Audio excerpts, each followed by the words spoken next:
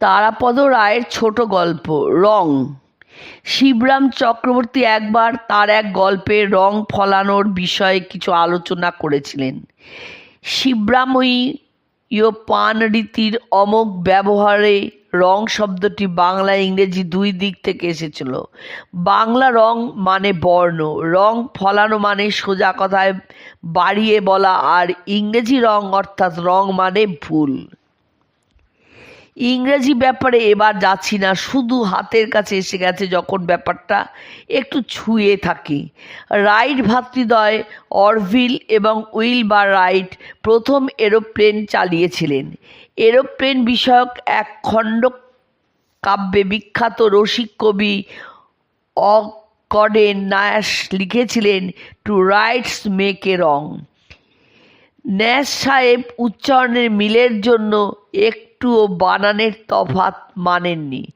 Right নামের বানানের প্রথমে যে ডব্লিউ আছে সেটাকে উপেক্ষা করেছেন। সে যা হোক, দুই রাইট মিলে একটা রং বানিয়েছে। বিমান সম্পর্কে কবির এই তির্যক উক্তিটি চমৎকার। বাংলা রঙের ব্যাপারে রসায়ন বিজ্ঞানী পরশুরাম ছিলেন প্রথম শ্রেণীর বোদ্ধা। তার অসংখ্য গল্পে রঙের, বিশেষ করে গাত্রবর্ণের তিনি অতুলনীয় বিশ্লেষণ করেছেন। দুস্তরী মায়া অর্থাৎ দুই বুড়োর রূপকথা গল্পের নায়ক উদ্ভব পাল নিজের জন্য মেয়ে দেখতে গিয়ে রাজকুমারী স্পন্দছন্দাকে জিজ্ঞাসা করছেন, অত ফর্সা কি করে হলেন?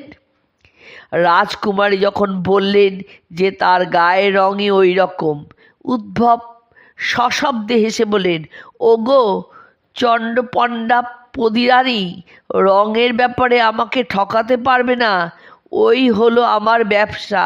তুমি এক কোট আস্তরের উপরে 3 কোট পেন্ট চড়িয়েছ, হপস জিঙ্ক, একটু পিউরি আর একটু মেটে সিঁদুর, তা লাগিয়েছ, বেশ করেছ, কিন্তু জমির আদত রংটি কেমন?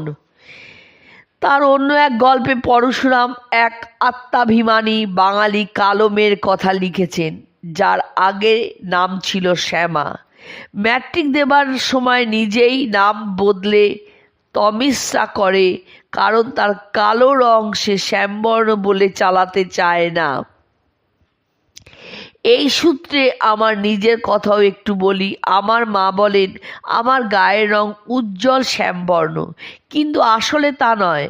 আমার কৃষ্ণ ত্বক মাতৃস্নেহের তারল্যে কিছুটা ঝকঝকে মনে হতো স্বর্গতা জননীর দৃষ্টিতে। গায়ের রং নিয়ে এ বয়সে আমার দুঃখ নেই।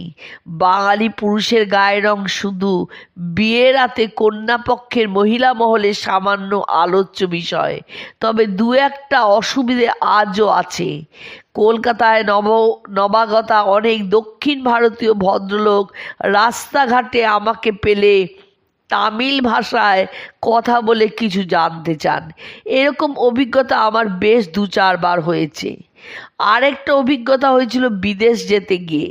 আমাদের গরিব দেশের পাসপোর্টে চোখের বর্ণ, চুলের বর্ণ ইত্যাদি উল্লেখ করতে হয়, কিন্তু সুসভ্য শ্বেতাঙ্গ কোনো কোনো দেশে যেতে গেলে ভিসার দরখাস্তে গায়ের রং কীরকম তাও জানতে হয়। আমার গায়ের রং কালো, অবশ্যই কালো, কিন্তু আমি কৃষ্ণাঙ্গ নই। ব্ল্যাক বলতে যা বোঝায় আমি সে জাতের নই। আমি সাদা বা কালো নই। আমি ভারতীয় কিংবা বড়জোর বাঙালি, কিন্তু গায়ের রং তো ইন্ডিয়ান বা বেঙ্গলি লেখা যাবে না। উদ্ধার করেছিলেন ভিসা অফিসার নিজেই। ফর্মের ওই জায়গাটা ফাঁকা রেখেছিলাম। তিনি নির্দ্বিধায় লিখে দিলেন, হুইটিস, মানে গমের মতো। সেই থেকে নিজের গায়ের রং সম্পর্কে আমার ধারণা বদলে গেছে। যখনই কোথাও লালচে গমের দানা চোখে পড়ে নিজের গায়ের চামড়ার দিকে তাকাই, সেই সাহেব ভিসা অফিসারের প্রতি কৃতজ্ঞতায় মাথা নুয়ে আসে। গায়ের রং মোটামুটি পাকা ব্যাপার। সাহেব মেমরা অনেক সময় সমুদ্র তীরে যান গায়ের চামড়া রোদে পুড়িয়ে ট্যান করার জন্য, কিন্তু জনপদে ফিরে এসে তারা আবার তাদের দুঃখের শ্বেতবর্ণ ফিরে পান। আমাদের কালো রং অনেক সময় অসুখ বিসুখে রোদ্দুরে ঘুরে রাত জেগে বা অন্য কোনো কারণেও আরও কালো হয়ে যায়। চেনাশোনা লোক পথে ঘাটে দেখা হলে বলে, কি হলো, এত কালো হলো কি করে? পার্থক্যটা অবশ্য ভূত চতুর্দশীর অন্ধকার আর শ্যামা পুজোর অমাবস্যায় রাত্রির চেয়েও কম। তবু পরিচিত চোখে ধরা পড়ে। এদিকে গ্রামের লোক কলকাতা এলে কলকাতার কলের জলে তাদের গায়ের রং চিকিৎসা ভাব ধারণ করে। মাজা রঙের মেয়ে গৌরাঙ্গী হয়ে ওঠে, আবার গ্রামে ফিরে গেলে কয়েকদিনের মধ্যে জেকে সেই। হকার্স কর্নারে দেখেছি রং উঠে যাওয়া সদ্য কাঁচা নতুন শাড়ি হাতে স্থূলাঙ্গিনী মহিলা চেঁচাচ্ছেন, আপনি বলেছিলেন না পাকা রং, এই আপনার পাকা রং। প্রিন্টেড শাড়ি, লাল ফুল, নীল পাতা, সবুজ পাখি রং মেখে প্রায় একাকার হয়ে গেছে। সেই শাড়িটা দোকানদারের মুখের সামনে মেলে ধরেন ভদ্রমহিলা, কিন্তু দোকানদার নির্বিকার। শুধু নির্বিকার না, পাশের তাক থেকে আবার প্রিন্টেড শাড়ি নামাচ্ছেন আর বলছেন, মাসিমা যা হবার হয়েছে, এবার এই রামপুরের প্রিন্ট নিয়ে যান, এবার সত্যিই পাকা জিনিস দিচ্ছি। এর চেয়েও মারাত্মক গল্পের সেই দোকানদার। অনুরূপ পরিস্থিতিতে সে নাকি উল্টো প্রশ্ন জিজ্ঞাসা করেছিল, রংটা উঠে কি হলো? কেনা দিদি জবাব দিয়েছিলেন, উঠে গিয়ে লাগলো অন্য কাপড়ে। দোকানদার এবার আশ্বস্ত হলেন, ও তাহলে একসঙ্গে কেচেছিলেন। বাকি কাপড়গুলো কি ছিল? কেনা দিদি এই প্রশ্নে ক্ষেপে গেলেন, আপনার চাদরে নীল রং লেগে গেছে সাদা তোয়ালেতে, বিছানার চাদরে, কর্তার গেঞ্জিতে, ছেলের পাজামায়। এবার দোকানদার স্মিত হেসে বললেন, কেনা দিদি এবার দেখবেন রংটা কত পাতা। ওই তোয়ালে, চাদর, পায়জামা থেকে জন্মে ওই নীল রং উঠবে না, ব্লিচিং পাউডার দিয়েও সেদ্ধ করলেও না। এ গল্প বানানো গল্প, কিন্তু যে কোনো মহৎ সাহিত্যের মতো এর বিষয়বস্তু সত্যি। পাঠক পাঠিকাদের মধ্যে এমন কেউ কি আছেন যার সাদা কাপড়ে কখনো পাকা দাগ পড়েনি অন্য কোনো কাপড়ের কাঁচা রঙের, এবং সে রং আর ওঠেনি? কাঁচা রঙের ব্যাপারটা আরেকটু পরিচ্ছন্ন করা যেতে পারে। আমার নিজেরই একটি ঘটনায়। আমার পরমারাধ্যা পত্নী ঠাকুরানী একবার আমাকে একটি কলকা পেরে সাদা শাড়ি কিনে আনতে বলেছিলেন। এসব কঠিন কাজ সাধারণত তিনি নিজেই করেন, কিন্তু বোধহয় এই অসামান্য জিনিসটা বাজারে পাননি, আমিও পেলাম না।